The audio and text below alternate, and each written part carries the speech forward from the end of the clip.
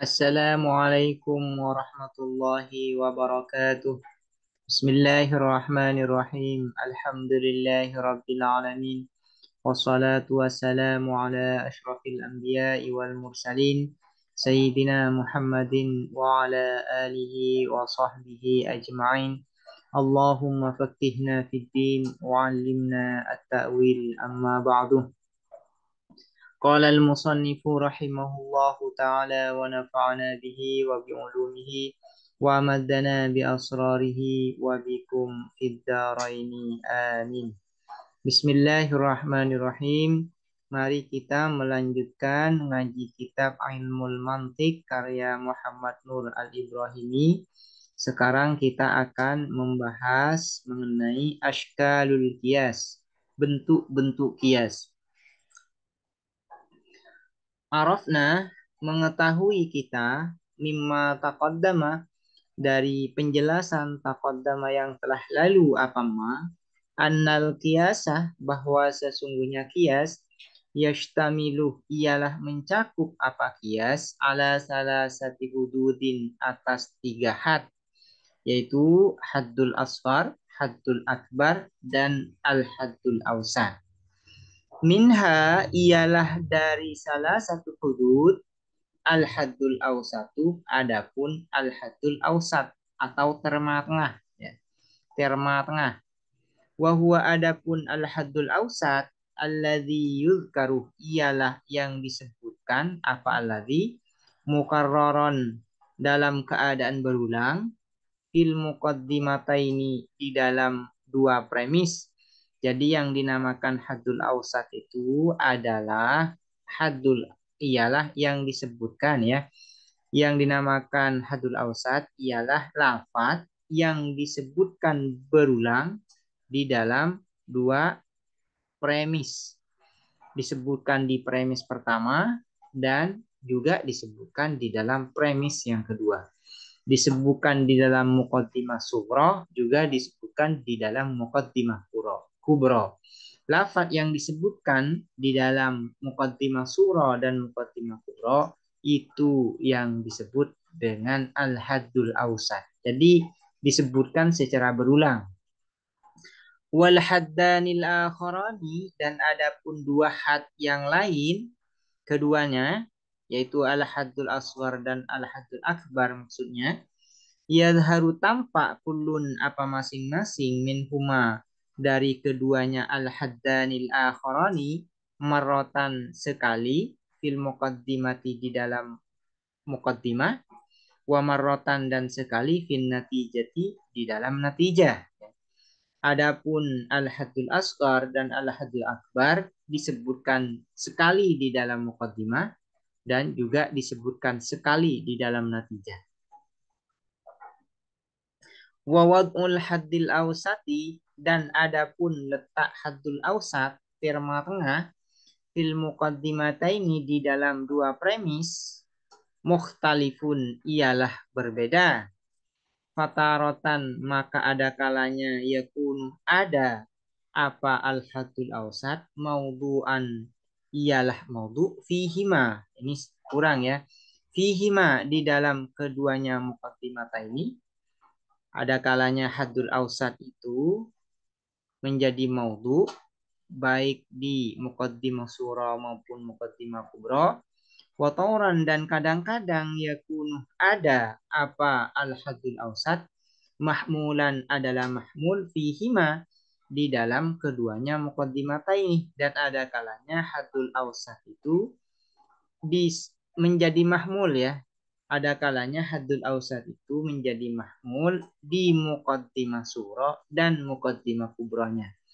Wahyanan dan kadangkala yakunu ada apa al-haddul awsat fi ihdahuma di dalam salah satu muqaddimata ini maudhu'an ialah maudhu wa fil ukhra dan yang lain mahmulan adalah mahmul. Jadi ada 4 kemungkinan ya mengenai letak haddul awsat di dalam dua muqaddimah yaitu di muqaddimah sughra dan muqaddimah kubra. Ada kalanya dia menjadi maudhu, baik di muqaddimah sughra maupun di muqaddimah kubra. Ada kalanya dia menjadi mahmul, baik di muqaddimah sughra maupun di muqaddimah kubra. Ada kalanya haddul awsat ini menjadi mahmul di muqaddimah sughra dan menjadi maudhu di muqaddimah kubra. Dan ada kalanya menjadi maudhu di muqaddimah sughra dan menjadi mahmul di muqaddimah kubra. Jadi ada 4 kemungkinan. Wahayatul qiyasi, dan adapun bentuk kias allati yang yudhah yang diletakkan alaiha atas allati al haddul awsatu apa terma tengah fil muqaddimataini di dalam 2 premis tusamma dinamakan apa hayatul qiyas syaklal qiyasi akan syakl qiyas. Jadi berdasarkan letak al-haddul awsat ini, maka kias itu disebut dengan syakl. Jadi syaklul kias itu dilihat berdasarkan letak dari haddul awsat di muqaddimah sughra dan muqaddimah kubronya. Fasyaklu maka adapun syakl. Nah, fasyaklu maka adapun syakl idzan. Jika demikian, hayatul qiyasi adalah bentuk kias allati yudha'u 'alaiha yang diletakkan 'alaiha atas allati al-haddul awsatu apa terma tengah fil muqaddimataini di dalam 2 premis. Jadi syakl itu dilihat berdasarkan letak haddul awsat di dalam muqaddimah surah dan muqaddimah kubronya. Wal ashkalu, dan sebagaimana disebutkan barusan bahwasanya letak haddul awsat dan di dalam muqaddimah ini, baik di muqaddimah surah maupun di muqaddimah kubronya, itu tidak terlepas dari 4 kemungkinan sebagaimana disebutkan barusan. Wal ashkalu, dan adapun ashkal, bentuk-bentuk kias, maksudnya ini ashkal, arba'atun adalah 4, karena letak haddul awsat itu di dalam muqaddimah surah dan muqaddimah kubra hanya ada 4 kemungkinan itu. Karena itu ashkalul qiyas ini hanya ada 4. Pertama, asyaklul awal disebut dengan syakl pertama. Wa huwa adapun syaklul awal ayyakun al haddul awsatu, ialah ada al haddul awsatu apa terma tengah, mahmulan adalah mahmul menjadi mahmul di surah di dalam muqaddimah surah, maudhu'an menjadi maudhu fil kubro di dalam muqaddimah kubro. Jadi yang dinamakan syakal awal yaitu apabila haddul awsatnya menjadi mahmul di muqaddimah surah dan menjadi maudhu di muqaddimah kubro, maka itu disebut dengan syakul awal, bentuk kias pertama.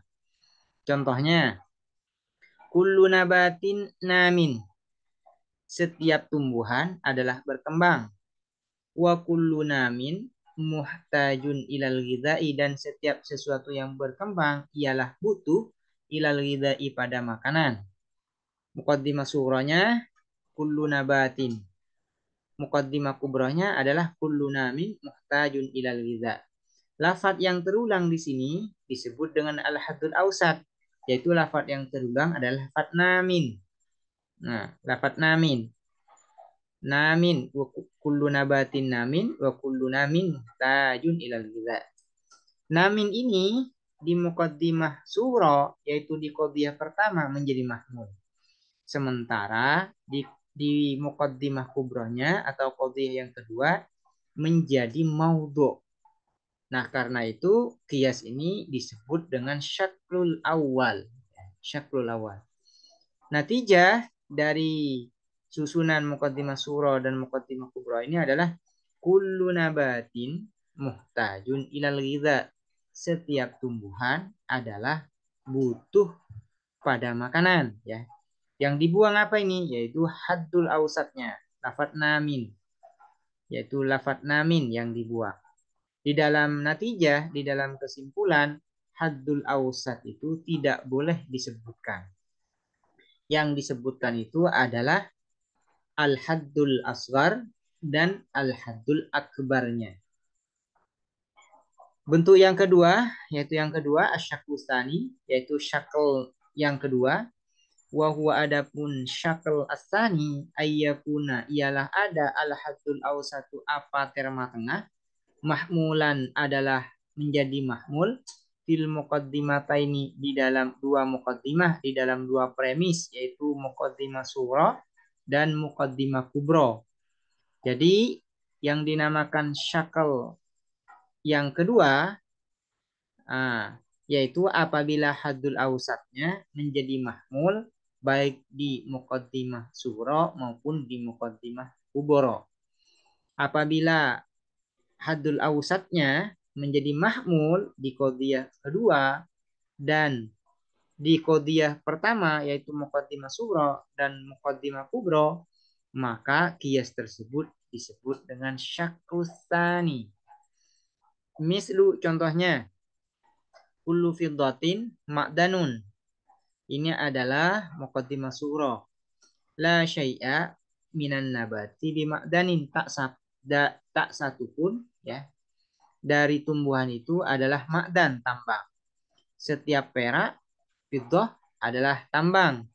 Tak satu pun, la syai'a minan nabati bima'danin, tak satu pun dari tumbuhan adalah tambang. Yang terulang dari dua muqaddimah ini adalah lafaz ma'dan. Ma'dan ini yang disebut dengan al-haddul awsat karena terulang disebutkan di muqaddimah surah dan disebutkan di muqaddimah kubra. Di muqaddimah surah ma'dan ini menjadi mahmul. Begitu juga di muqaddimah kubranya, yaitu juga menjadi mahmul. Karena al-haddul awsat ini sama-sama menjadi mahmul baik di muqaddimah surah maupun di muqaddimah kubra, maka qiyas ini disebut dengan asyaklus tsani, bentuk yang kedua, bentuk qiyas yang kedua. Kesimpulan dari hasil muqaddimah surah dan kubra ini adalah la syai'a minal fiddati binabatin, tak satu pun dari perak itu adalah tumbuhan.